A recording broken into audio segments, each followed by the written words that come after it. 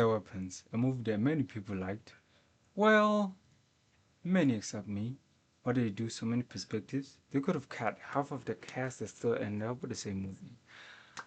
But enough talking, let's just watch. The movie starts off with some lore. One Wednesday, all the kids in Justine's class disappeared.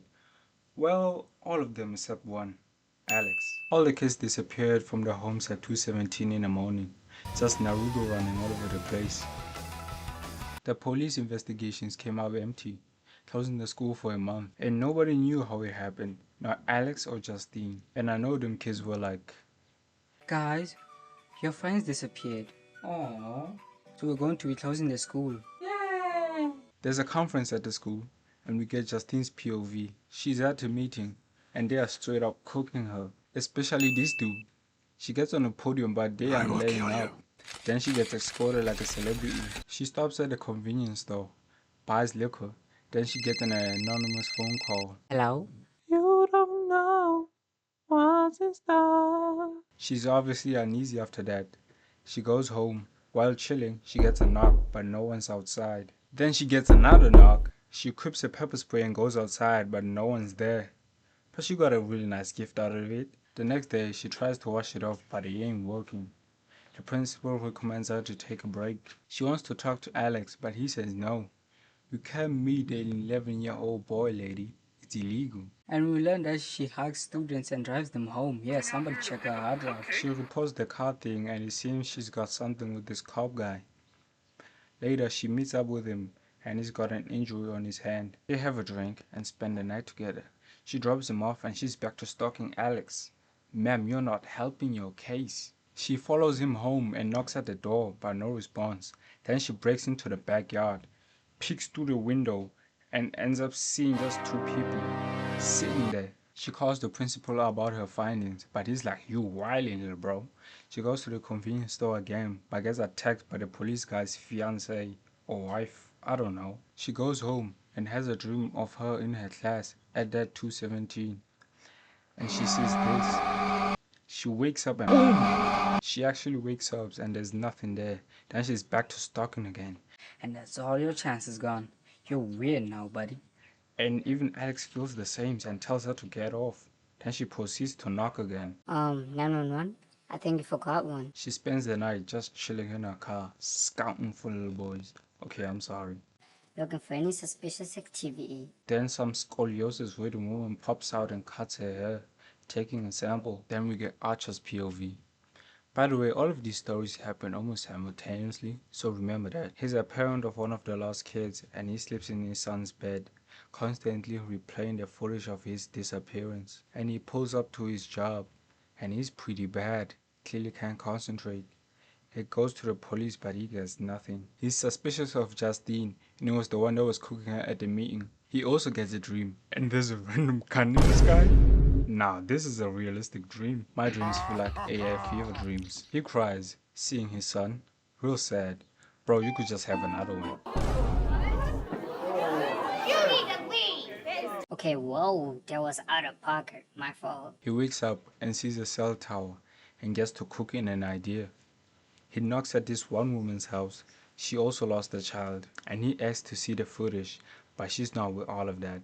Then he waits until the husband gets home to ask him. Bro is a real scumbag. He agrees to show him, and then he starts doing nerdy stuff because he assumes that the kids run in a straight line, which is proven wrong, but more on that later. He pulls up to a gas station to confront Justine, but then the principal comes in Naruto running too. Does this count as cultural appropriation? He tackles Justine. Archer holds him back but eats the back of his skull. Justine escapes under the car and Archer kicks the principal and tells him to stay down while retreating like a nice guy. Ali, you're a nice guy, but you're not speaking to somebody that will just let you speak this way, you know? Now we switch to Paul's POV. And to be honest, the next three POVs don't really matter. You can skip to like the end. You don't really miss out on a lot, but I'm still gonna cover them. Paul is the police dude and he's a member of the I Hate My Wife club. His girl is currently gone on something. I don't know what it is. And she's the daughter of the chief of police. And he's pretty unsatisfied with himself. While patrolling, he sees this dude break into a building and he decides to run in a straight line. Apparently everyone in this movie does that. He catches him. He asks if he has any sharp objects on him. And he says no. He sticks his hand in his pocket and gets pricked by a needle. Then he rocks him. Rightfully so. He does first aid and cuts the cameras. He tells him to basically let this whole scenario go because they were both wrong. He tells the chief of police about it and he gives him that hope call. He gets a call from Justine. He goes to the bar and they tango, whatever. Then he gets home and his girl is there and she can immediately tell something is off. At work, he sees the addict and he immediately hawks him down. Now we get James' POV. Here we go again. Shit. Here we go again. Hold on. Now that I think about it, they are doing the Spider-Man thing. Do an introduction for everyone? Well, whatever. James is the addict. His life is not going so well, obviously. He robs a car and tries to pawn the items, but he gets nothing for it. That's when he tries to break into the building. He sees the cop car is closing down on him, but he still runs in the same direction. Kids, don't do drugs. Drugs make it impossible to outrun the police. You want that, right? After getting knocked out, he decides to break into Alex's house. He enters through the window. He takes a pillowcase and goes downstairs. While looking at the games, he sees the parents and he's spooked, but they aren't reacting at all. Then he goes about his day, stealing stuff. Now this is a real scumbag. He goes into the basement where he sees the kids just standing there. Then the parents start going after him and he runs away. He pawns his loot and he tries to get the reward for the missing kids. That's when he goes to the station and he gets chased by the cop. In the woods, he sees this granny. He hides in his tent and equips 3 needles. As soon as the tent is open, he lodges them straight into dude's face. Yeah, I retire from life after that. The cop is obviously pissed about that, but James tells him about the information on the kids. They drive there. The cop knocks at the door and he's let in. He's in there until night and you already know he's been turned. He comes back and drags James inside the house. Then we get Marcus's POV. Man, I'm just done with these things. So I'm gonna cut this one a little shorter. Marcus is the principal and he's on the phone with Justine from when she picked into the house. He asks to meet with Alex's parents, but this woman shows up. She says that she's Alex's aunt and that the parents aren't really doing so well, so they can't come. But changes her attitude as soon as CPS is mentioned. Then while the principal is chilling with his partner, she knocks, panicked. They let her in, offer her a glass of water, but she says that she prefers a bowl. Weird. She cuts the partner's hair. She does a magic and the principal starts tweaking. Then attacks his partner. He headbutts him to death. Then she makes him go after Justine with more magic. And I'm just bewildered. If it's this simple to gain control over someone, then why hadn't she done that to the whole town? Like, she could be a Pennywise level threat, but she decides to be whatever this is. Meet potential woman, guys. Now let's continue. At the gas station, Justine runs into the store and the principal follows her. Then Archer pushes him into the freezer. Justine runs and the principal continues chasing her. She gets in a car and drives off while the principal is on feet. Archer follows, but then the principal gets hit by another car. He goes to the hospital. Then he teams up with Justine. They share information and she tells him that Alex lives in the general direction from the plan that he was making. Then we get Alex's POV. This is the last one. So Alex was getting bullied by Timmy Tough Knuckles, getting picked up by his parents regularly. We're told that Alex's aunt is coming over. She arrives in the night with his tree. The next morning, his parents are having a bit of a disagreement about his day. Alex pops into the aunt's room and ew, what is that? She's uglier than a Demogorgon, man. Alex is clearly uncomfortable with her there, and her dad says that she won't be there for long. And with the way he was saying it, it sounded like he was insinuating her death. After school, Alex's dad isn't there to pick him up, so he walks home. On feet, obviously on feet, how else would you walk? At home, his parents are just sitting there, unresponsive like some bots, but now the aunt is lively. I guess she somehow gets some life energy from controlling people. I don't know, I won't even bother searching it up. Next morning, she has his parents stab themselves repeatedly with forks, threatening him to keep hush-hush if he still wants his parents around. In the afternoon, the aunt orders him to feed his parents, and this becomes his routine. Then one day, she collapses, and just look at this. She's got the Jalen Brown braids, just go bald at this point. But apparently the life force thing is no longer working, so they strike a deal. Alex brings a possession from each of his classmates, and she leaves. At 2:15, she does a ritual and the kids come running.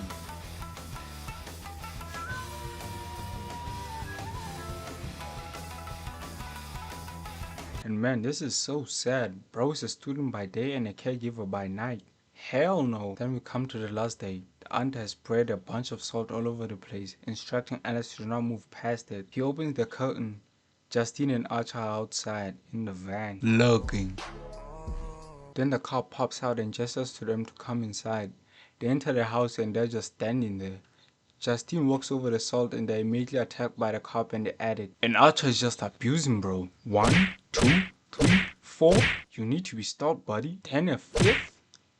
Justine starts running from the cop, throwing a pan, but Buddy didn't feel any of that. Alex steps over the salt and his parents immediately go after him. He locks himself in the bedroom. The cop jumps over the counter, holding Justine, then she starts peeling him.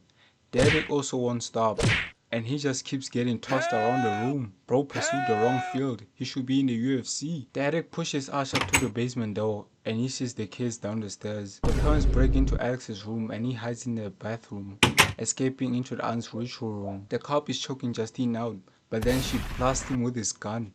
Then she shoots the addict too. She said it was so good the first time, she had to do it twice.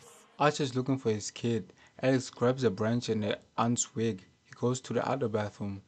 Archer continues looking by then, and he gets controlled. Alex starts the ritual. Archer starts strangling Justine, then he snaps the branch and the kids all go after her.